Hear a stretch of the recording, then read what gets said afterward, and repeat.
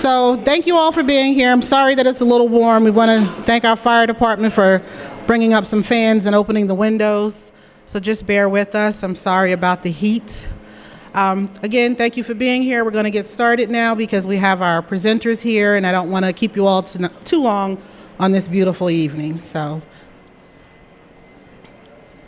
again, my name is Amina Toller. I am your 4th Ward Counselor. If you're on social media, please follow me on Instagram or social media. Those are the hashtags, as you know, and that's the name that you would follow on social media. We had a vendor who was supposed to be here this evening, and whenever I have a community meeting, I try to bring one of our new businesses in the 4th Ward to town.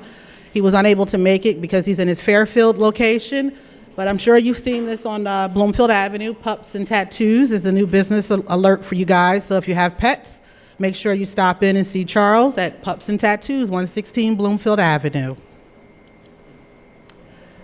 In a few minutes, we're going to hear from Kevin Richburg about a summer program for students. I asked Mr. Richburg to join us because this program is very good for high school students, and I wanted parents, grandparents to hear about it so that you can go home and talk about it with your families. I know that people are sometimes a little sensitive about the word development in the 4th Ward. This is a project for students to be young entrepreneurs and understanding development in real estate. They will not be doing any developing in the 4th Ward through this program. I just wanted to put that out there. Just a reminder that we have a Township Business Directory, which is online. You can visit that, check out all the new businesses in town. These businesses are outside of our Montclair Center bid. It's a nice way to get to know who's here, what's available, and shop local. Come on in, dear. If you haven't registered for RAVE, make sure that you do. This is a security alert that we have through the township. It's an easy app, download it, it's free, no charge.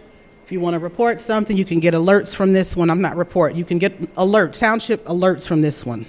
So it's RAVE, no cost. Download the app to your phone, and you can get all of our township alerts. We have some committees that we still have some seats available for. I like to show this at every meeting because I know many people have put in their applications already. We will be trying to appoint more people at our next meeting in May. Just take a quick minute to see how many seats are available and which committees they are. And I often tell people, you know, if you want to have a voice, you have to have a seat at the table. So if you have some volunteer time and one of these committees interests you, I highly recommend that you visit our township website and put in a volunteer interest form. Same thing with the commissions. If you want to have a seat at the table, bring your voice. We're encouraging residents to please, please, please put in volunteer applications to be part of a conversation. And if you have a high school student that you think may be interested in this, we do have a seat on, a college student at the Environmental Commission and on our Housing Commission. So if you know someone or have a neighbor who has a student at Montclair State, we also take college students for these. We have some job openings, yay! Again, you can visit our website. They're all listed. If you think you're interested, qualified, have the experience, the skill set, feel free to apply. This is exciting news. Is Matt with us? Matt, would you raise your hand? This is Matt. He's our new communications director. He's in charge of our new fabulous monthly newsletter. If you haven't subscribed, make sure that you do. Again, visit our website. Sign up and you'll get our monthly newsletters. It's a nice way to get information, stay abreast of what's going on at 205 and within the township. If you have an issue, if you see a pothole, a street light out, again, this is another app that you can download to your phone, completely free, no charges, and report it to Montclair. The response time is actually pretty fast. I saw the other day where someone reported a pothole and it was fixed within 48 hours. So this is another good app to have on your phone. We have amended the overnight street parking ordinance. Aren't we excited about that, everyone? Yay! We have a complete listing of the streets that have been, I guess you want to call it prohibited from the ordinance. The list is there. It was just adopted on April 22nd. Ordinances take 20 days to go into effect. So make sure you visit our website. Many of the streets are in the 4th and the 3rd ward because we know parking is somewhat of a challenge in those wards. There are some streets that have exemptions, but you can again visit our website on the 21st day and it should be posted there for you. I'd like to give residents updates on projects that are happening in the 4th Ward. Currently, 10 Hartley Street is in front of the Planning Board. There's an application there. 151 High Street was in front of the Zoning Board. That was approved. That's a lot that's going, used to be a one-family lot. It's going to a two-family lot. And 16 Pleasant Avenue application is still in front of the Historic Preservation Committee. These meetings are open to the public. You can visit the website. Residents do have a chance to speak in public if there's anything you want to say pro or against the project.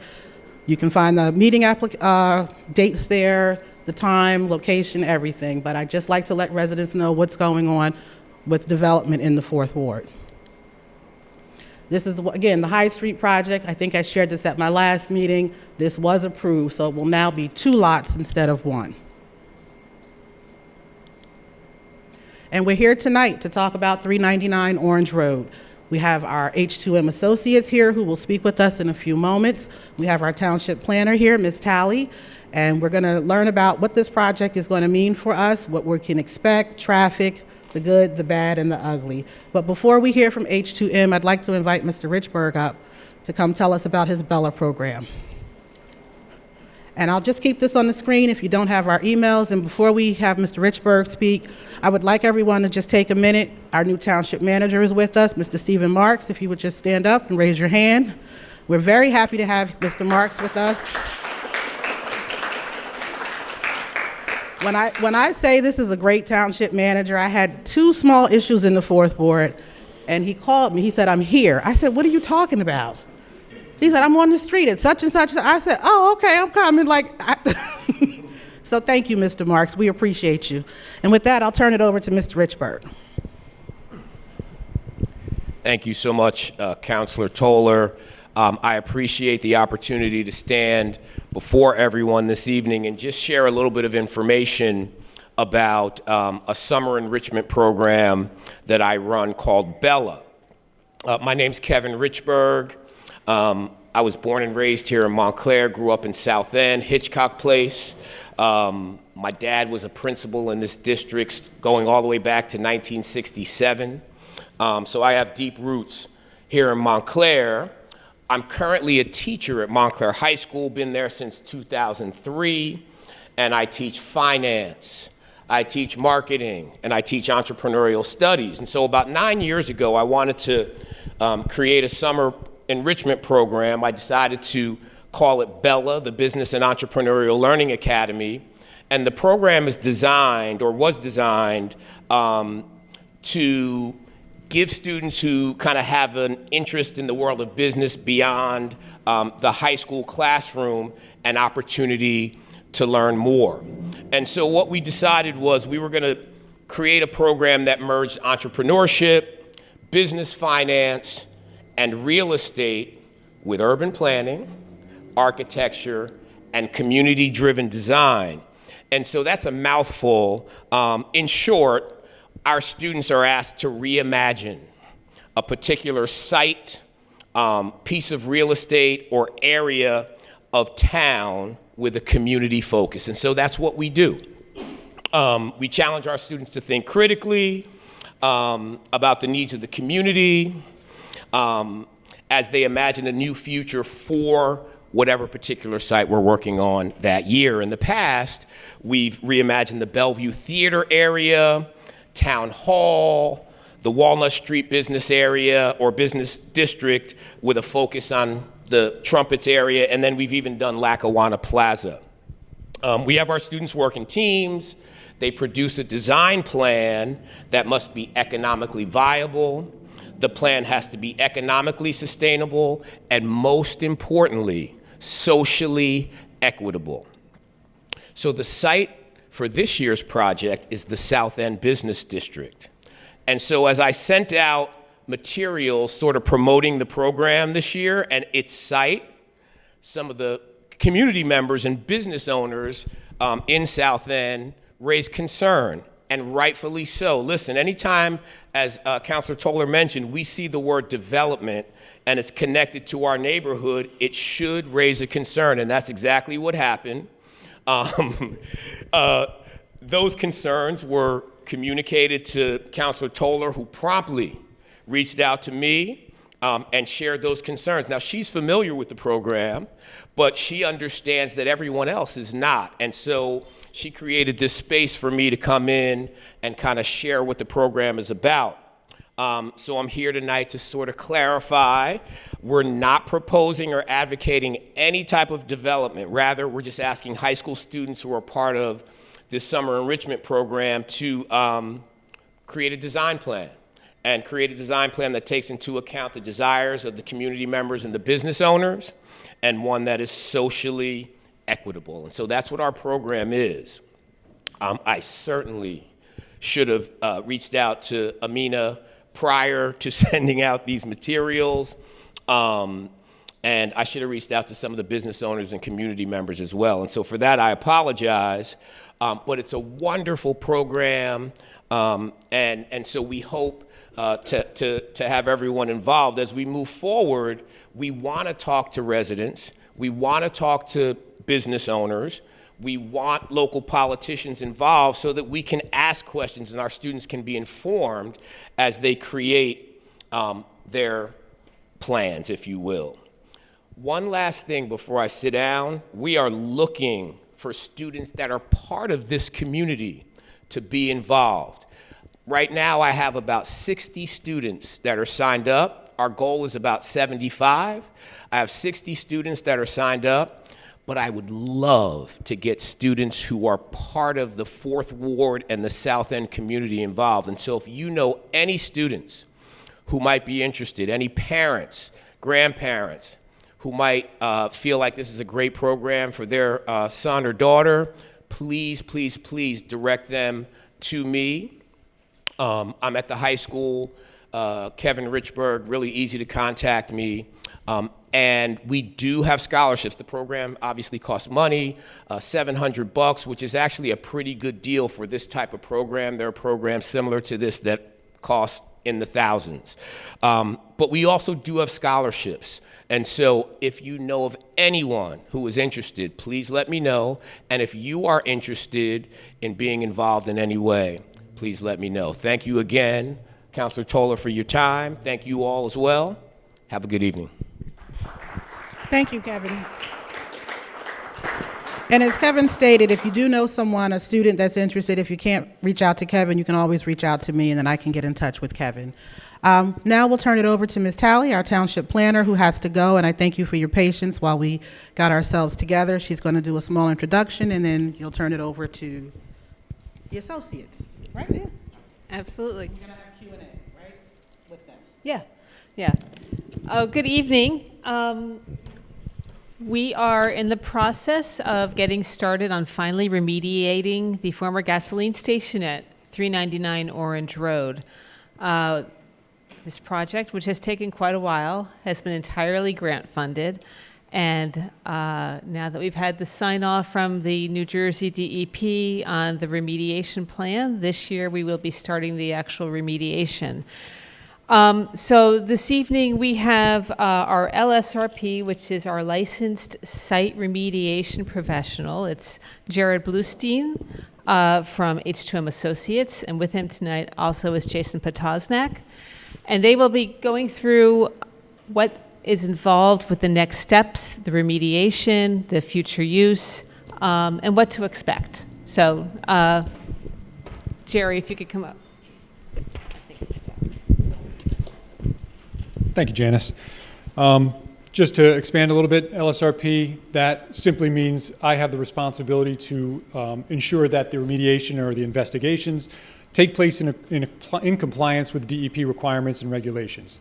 Jason is the project manager for the site. He has the institutional knowledge. He's been on the project probably over 10 years now. So he has an in-depth understanding of everything that goes on, and our responsibility is to make sure that it's done in accordance with regulations and done right. So I'll go quickly over the history of it because I'm sure most people are familiar with it. It was an old service station, active between 1986 and 2002. That's what it looked like when it was existing, or after it was finally out of use, and kind of just sitting there. Overall, the exterior of the property had underground storage tanks. The interior of the property had a lot of service stations, had some underground utilities, had trenches, had collection areas, a lot of places for changing oil and letting things. And it was an old site, so as you can understand, these things got into the subsurface and kind of triggered the investigation. A couple of interior views of it. This is inside the building. You can see floor drains throughout. There are trenches. There's hydraulic lifts. All pretty typical for service stations historically. I'm sorry. I'm not used to microphones. So again, just quickly going over the history. More interior views. This is where we found a lot of the contamination in the subsurface, pretty much due to trenches collecting and not being sound. So there were holes in them eventually over time. They always get holes and they leak into the subsurface. And then you've got to deal with it afterwards. So the service station was demolished in 2013 and pretty much looks the same right now, I think. And we've been working on the investigation of the site probably over 10 years now. So this is just another view. This is, I think we dug it up and we found a drum, typically not standard operating procedure to have a drum underground collecting things from trenches. Historically, sometimes they do these things this way, and we come across these as we dig things up and we address them as we go. So this was excavated in 2017 and replaced with clean soil. Overview of an aerial of the site just to show you where things were. The former building you can see on the east end, waste oil USTs, gasoline USTs that fueled the fuel stations where cars would pull up and fuel up. Those are all underground storage tanks. Mostly steel. They rot over time, have holes in them. That's how you get contamination in the ground. So that's what this site was dealing with predominantly. The two tanks that we knew about, the two gasoline tanks were removed, excavated, dug out to a certain extent. During that work, we found two additional tanks that weren't noted or weren't recorded, dug those out as well, and began that remediation. Since the last meeting, I think, was 2022, we've done additional work. Part of the process in the DEP's eyes is to identify contamination. The next step is to what they call delineate, which means know how far it goes on your property or if it goes off your property. So that entails putting a lot of soil borings in, groundwater monitoring wells, so you have an idea of how far it goes, so you have a control over it. That's predominantly what we were doing between 2022 and now. There were 10 areas of concern on the site. Throughout all the investigations between 2022 and 2024, all of them were remediated or delineated except for 3. So the four. I always forget groundwater. We had 4 areas of concern that needed additional remediation. That additional remediation is what we have put together in what we call remedial action work plan, which is where we stand now. The remedial action work plan was submitted to the state, and then we go from there to address it and how we go. So the contaminants of concern that we still have on site that need to be addressed: benzene, toluene, ethylbenzene, xylenes, TBA, and extractable petroleum hydrocarbons. Those are typically associated with gasoline discharges. Nothing new in New Jersey, a lot of gasoline stations. These are typical contaminants that we see in soil and groundwater. The other ones, trichloroethylene and tetrachloroethylene and PCBs, also typically associated with gasoline stations, but not on the gasoline side, more on the parts cleanings. They're solvents. Really, they're for cleaning parts in the shop, or they're for draining other materials. So we found those more or less underneath the old building. In groundwater, very minimal. I hate to have to go into it, try to explain what tentatively identified compounds are. They're indicator compounds. We send samples to a lab. We have a list that we ask them to analyze for. These tentatively identified compounds come as they're close to the compounds we asked for, but they're not exact. So they put them in a list and say if you have over a certain amount, it becomes an issue. We had over that certain amount in groundwater, it becomes an issue. So we track that in groundwater as well.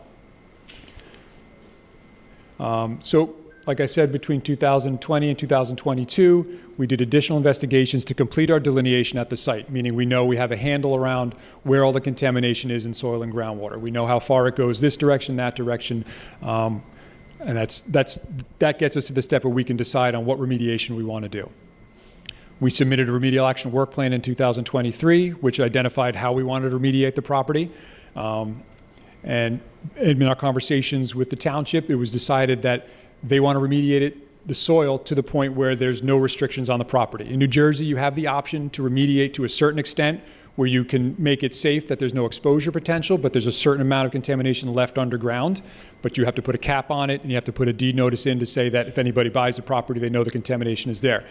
In conversation with the township, it was decided that they didn't want even that. They wanted to be completely removed, have no restrictions on the property, which is a very conservative approach and probably the simplest way to go.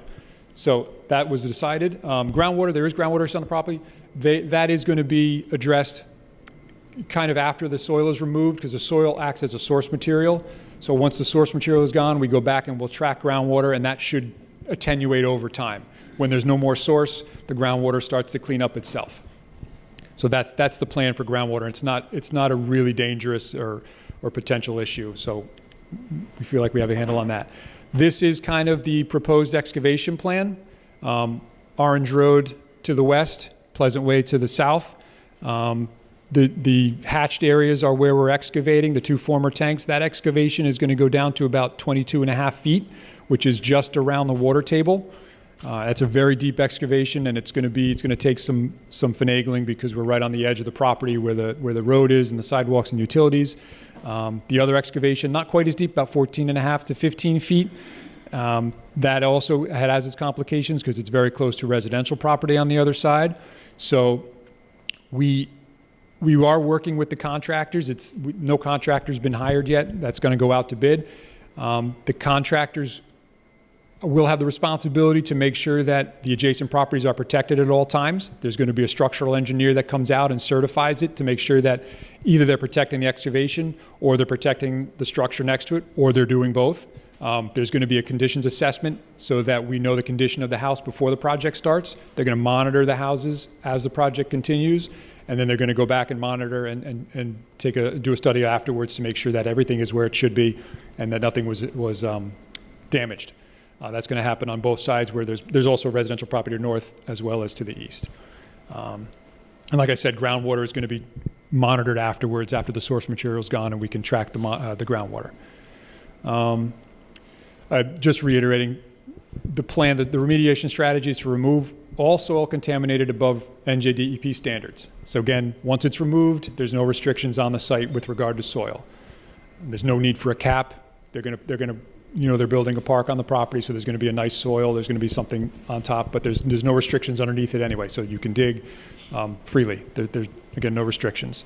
Groundwater, we'll have monitor wells. They'll be flush mount, so they'll be out of sight. They'll probably be tucked away based on the development of the park, so you won't be able to see them clearly, or they're not going to be obvious. Those will be sampled periodically to monitor potential groundwater contamination. Once that groundwater contamination attenuates away, we can have the monitor wells removed. My guess is it's going to be 2 to 3 years of monitoring those wells before it attenuates away. Probably not very drastic. In New Jersey, this is very commonplace. This isn't out of the ordinary. If you look on a map in New Jersey, in the DEP, you'll see they have these blobs everywhere. That's a CEA. This is called the classification exception area.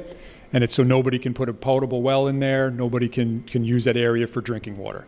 So it's noted in the state's files.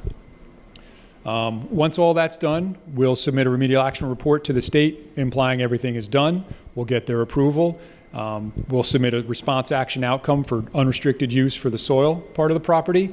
And then for the groundwater, we'll get a permit that requires us to go out there on a periodic basis to monitor the groundwater. So none of this just goes away once we're done. There's constant monitoring on it, and eyes are always on it at all times. So as Janice mentioned, this is funded, grant funded, 75% by the New Jersey EDA. This is an old sketch. I'm not sure. I'm sure the plans for the park might be changing, but not yet. So it's still a park. So as I said, now the project is being ready to be bid out to contractors. And then once a contractor's on board, it's just a matter of administrative approvals, and then we get going to remediation.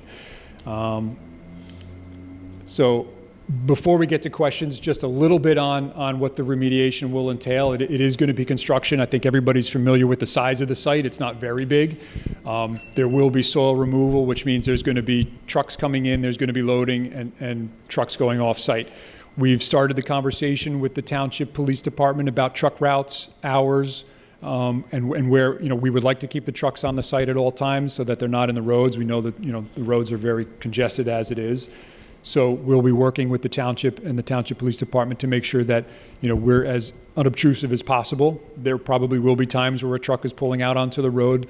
But again, it's like any construction site. There will be those times where maybe there's a slight inconvenience. But again, it's construction, and it's, to clean up the site, to move it on to a better use, in our opinion. So, and I'm sure there's probably going to be a ton of questions coming up. I go back to the front page where our email addresses are. This way, if for some reason you don't have a question tonight or something comes up, you can always email me or Jason once we get there. We can post your presentation on the website too with your contact. Okay, so that might be the easiest way. So I'm always open to answering questions. Actually, I think it's a great way to get people's comfort level with what's going to go on. Sure. Yeah. So we're going to open it up to questions. Jason, may I ask you to please hold on to you? Because I'm going to take people's questions down while you can leave your information up there for residents to reach you. They can also reach me if you have a question. So I want to make sure that I'm getting every question down that you may have, so nothing is missed. And if you don't mind being filled on with the microphone for the audience, I'm going to get my notebooks. Okay. And just for the record, Phil Donahue had the answers. So.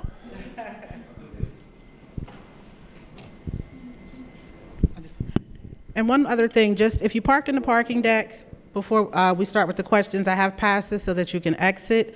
There's also information on the tables there for various events coming up, so please take as many as you want. And we'll get started. And it's, I forgot to introduce, and we already know the Queen. She's here with us this evening, Mayor Baskerville. I apologize for not mentioning you in the room.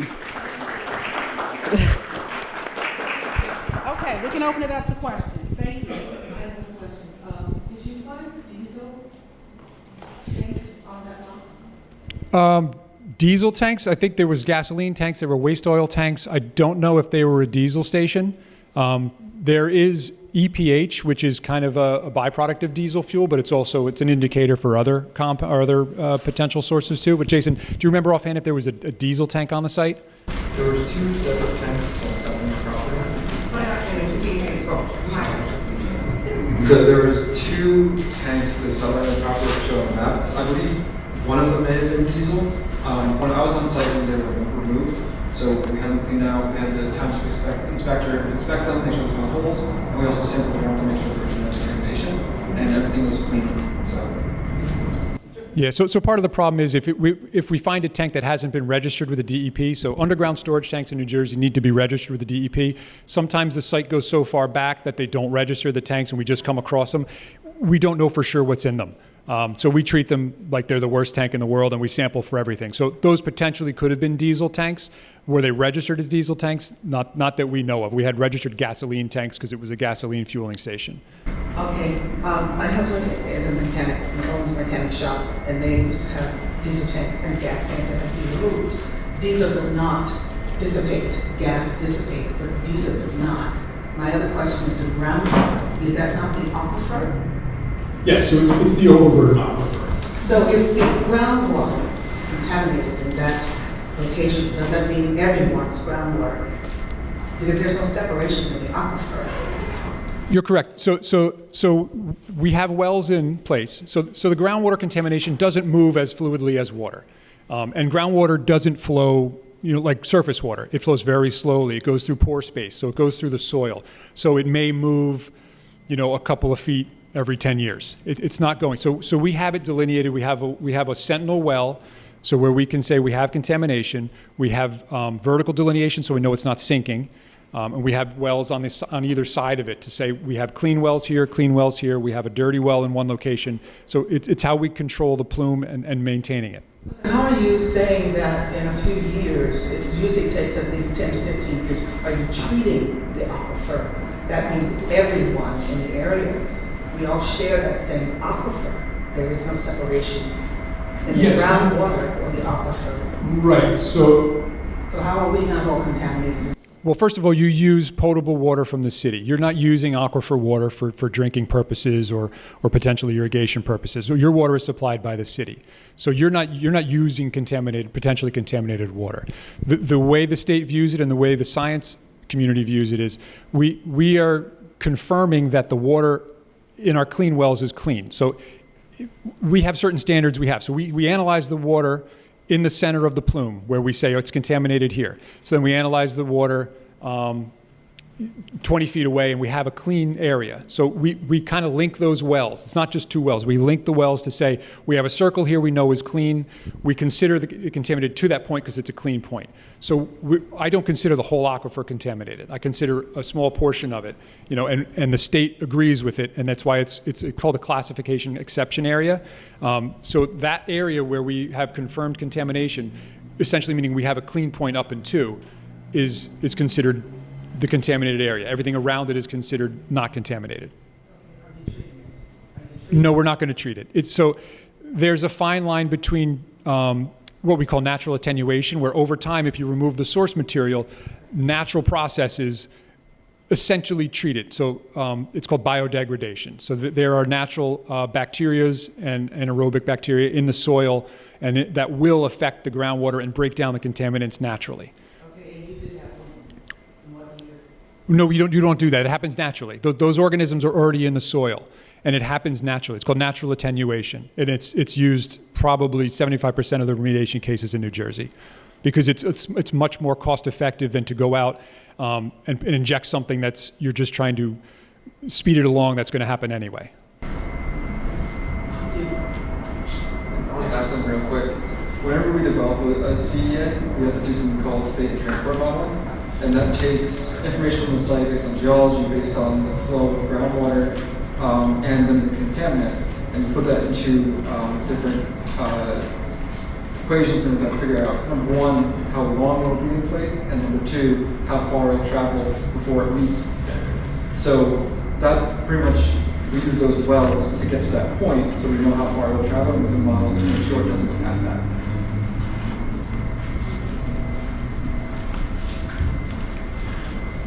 Thank you. My question is, you were talking about monitoring the contamination and doing some other things. You said that would take about 2 to 3 years. And I'm confused as to, we got to build something here and start doing that. Then you start taking soil away, right? So we've been at this for about, 20 years now, just roughly. And I'm just trying to find out, will there be some development, something pleasing for the community going on at the same time, or are we going to spend another 2 to 3 years to do monitoring and still at this eyesore situation? No, so that's a great question. No, so you can develop the park. So as soon as the soil is complete, you guys have free reign to develop the park. The groundwater in this area is about 20 feet below grade. So it's not affecting anything. You'll be building well above it. It has no impact on you. We can monitor, since we're not doing any active remediation, we're just monitoring. So the only thing we'll be doing is taking a sample out of these wells probably once a quarter or once every 6 months. And then we make sure that it's what we think it is. Like Jason said, thank you for explaining the fate and transport process of it. We just make sure that we're still right. We make sure that our numbers are right, that the contamination plume hasn't moved further, and that it hasn't gotten worse. And with the soil remediation that we're doing, we're removing the source of the contaminated groundwater. So the groundwater is contaminated because the soil material sank down into the water table. Once you remove that source material, the groundwater cleans itself up quicker. It doesn't have a constant source feeding it contamination, and so there's no limitation on developing that park or that property into a park. Good, thanks. The other question that is sort of in alignment with that is, could you give us some type of timeline or either plan tally in terms of what we can expect from today and until we're able to see something visually and not continue to have this blight to the very beautiful neighborhood there. Yeah, sure. I can lead that off, and I'll eventually defer to Janice because it does end up in the township's hands. So right now we're about to go out to bid. Typically, the bid process is a 2 to 3 week process, so that subcontractors have the ability to come out, see the site, understand the plan, and then they put in a price. And then we make our recommendation to the township. And from there, it's in the township's hands to accept the recommendation, ask additional questions, and then go through the administrative requirements that they have to procure funding and then move forward with the project. So, in our hands, we can get you up to the recommendation, and then it's the process of Janice tackling the grant funds and then moving forward with it. So time frame wise, I don't want to jump on anybody's toes, but it's a this year thing, I believe. I don't think we're looking past this year. We've got the funding committed, so I think it should be this year. You never know because I have to have agreements and sign off from NJDEP and the and NJEDA every step of the way. So best guess is if everything goes according to plan, we can have it done by this year. And then once it's remediated, probably following year we'll be able to create the park. What is a park? What? I didn't hear what you said. What's a park? It's just a phrase for a small lot. Oh, this is a passive park. It'll be landscaped. We'd like to see some sculpture there, a piece of art, but that's all it is. That's why we call it a pocket park. It's just a small passive park with no play facilities, really just nice open space. You have a question down here.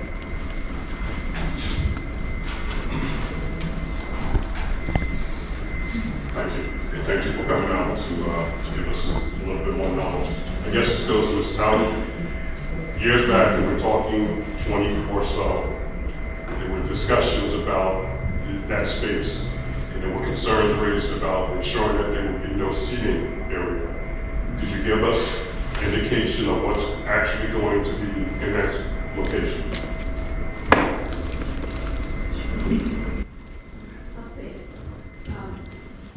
Well, we don't have any seating. We heard what you said, and there's no benches. That's why if you go look at the plans, which were done by a local landscape architect, it really is a circle with a small concrete pad upon which we can put a piece of art, and that's it. It'll be mostly landscaping. Apologies, I'm getting there. It's hard to see, but the little circle in the middle is where we wanted to have a small piece of art. Can I ask you one more question?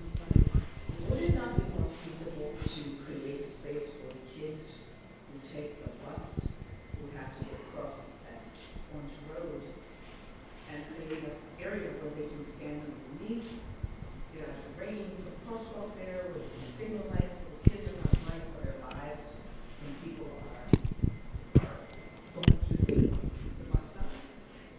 Well, It's going to be a pocket park, would it not be better to have some sort of we were responding when we designed the plan to create an area that would not encourage loitering, and was one of the requests from some of the neighbors. So that's why there's no benches. It's really just landscaped and art, like some of our other small parks throughout the town. Right.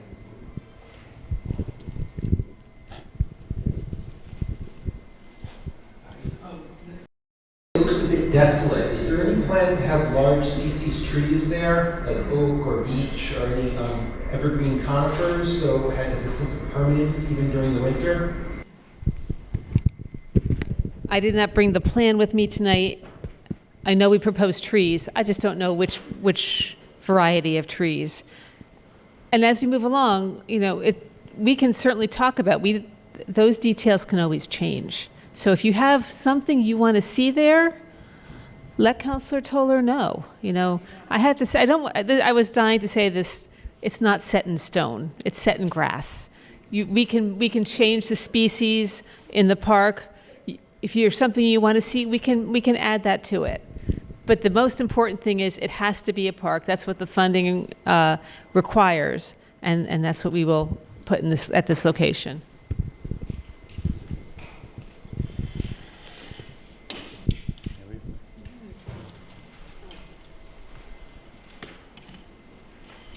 Do you know if the plantings will be 70% or greater native plants and trees? I do know that that's what we require. It should be 100% native plants. That's what we require. Excellent. So glad to hear it.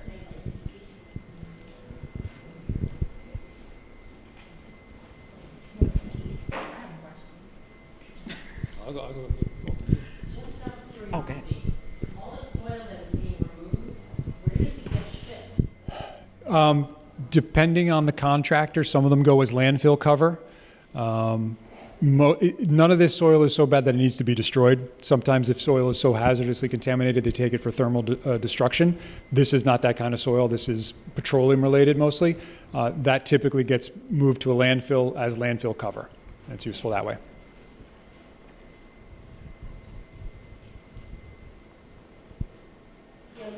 In the park, will there be a water source? Because obviously anything that's planted there, it's going to be young and need care. So it just seems to me that the engineer should include water, because we have very hot, dry summers, and even if you plant natives, the likelihood that they'll need water, especially the trees, is very high.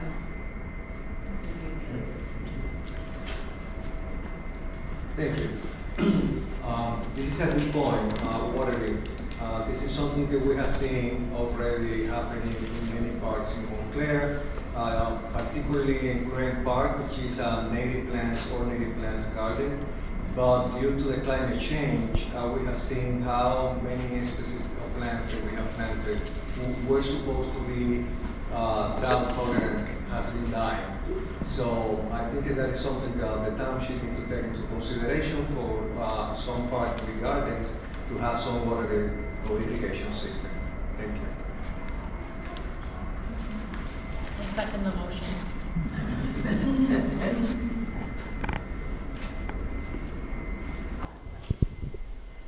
I have a question. So I know earlier in the year, Ms. Talley, you and I spoke, and you were thinking maybe this project might get started around late August, early September. So if that's still on track, meaning I understand what the township needs to do to approve agreements or a resolution, what is it that we can do or that I need to do to ensure that when the school buses start running, that everything is going to flow without any problems? Because we have a lot of children in the South End, this particular area where this park is going, parents are going to be running late. So can we ensure that maybe the start and end time kind of align with the school buses before and after? Yeah, so we'll absolutely take all that into account. And like I said, we don't want to cause a disruption because that'll likely shorten the time we have on site. And the majority of the project is going to be kind of construction, excavation, and moving trucks off site to get rid of contaminated soil. It may shorten the day. So typically, construction hours 7 to 3:30.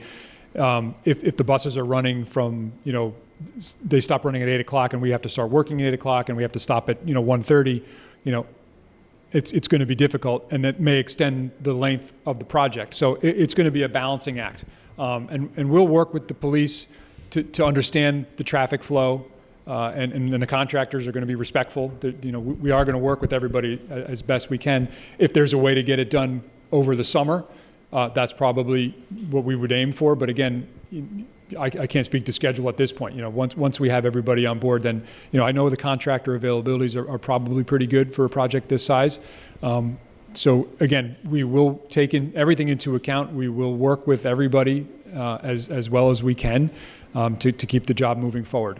Jerry, once the remediation starts, once they start digging up the soil and and putting in, how long does active construction, how long does that take? So because the site is so small, if this was a large site, it would probably be 2 or 3 days. Because the site is so small, there's going to be a lot of maneuvering around, and the excavation is so deep. I believe the deeper excavation was probably 20-something days they anticipated to set up shoring, to make sure that we don't collapse the road next to it, we don't collapse the driveway next to it, and then benching down into the excavation. It's kind of complicated because going 20 feet straight down creates a lot of instability. So there is going to be time to dig. I think it's going to be 20 to 25 days. The second excavation, the smaller one, is probably 15 days. So it is a lengthy process because of the site constraints. But again, because it's a lengthy process, it may give us more time to work with the community and say, we can only move out 4 trucks no matter what today. We'll move them out between 10 and 2. So we're not affecting it. So, and then there are other tasks on site, especially in the build-up and the after work, that we won't be affecting traffic or the community like that. So, but yeah, the construction days are going to be extensive because we have site constraints. It's a very small site. Trying to dig a 20-foot hole straight down on a 20-foot site is difficult.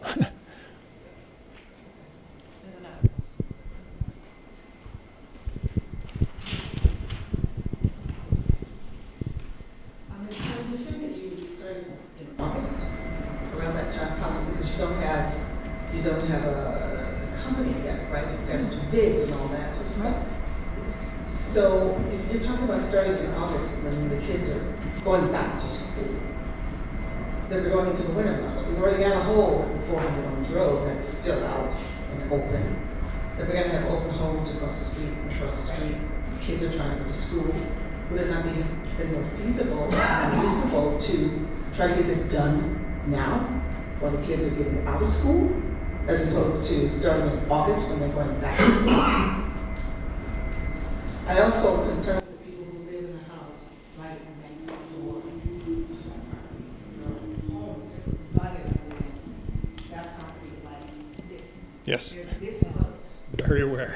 So, did you think about the possibility of offering those people a piece of that space? So that they have very small backyards, they have very small driveways, you barely fit 2 cars in? Did you think maybe to ask them if they might like a piece of that to extend their driveway, to extend their property just a tad? And the answer to that is no.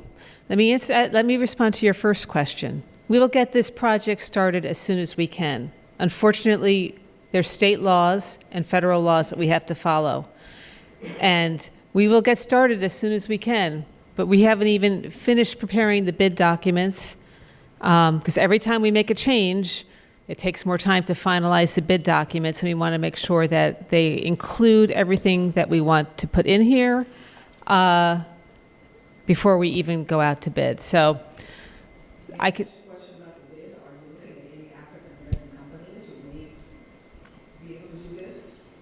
We always do. That's part of how every bid that is issued by the township, we look at that as well.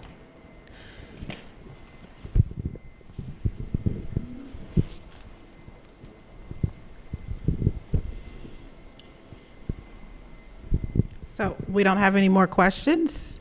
That's great. If you do have any more questions and you don't have them right now, can think about it tonight or tomorrow, definitely email me.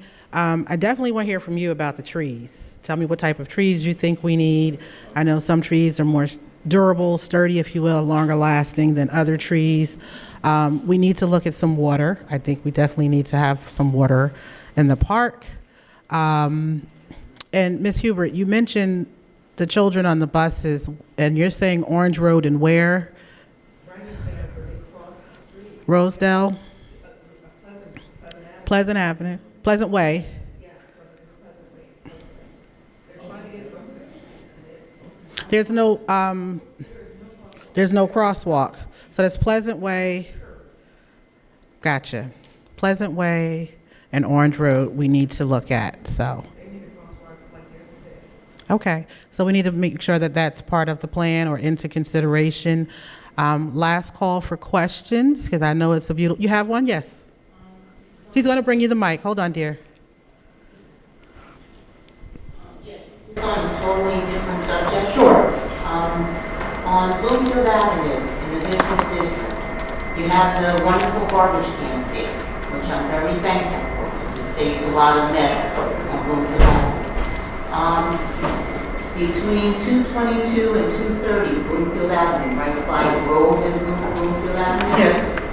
There was a garbage can there which was serving a wonderful purpose. Yes, ma'am.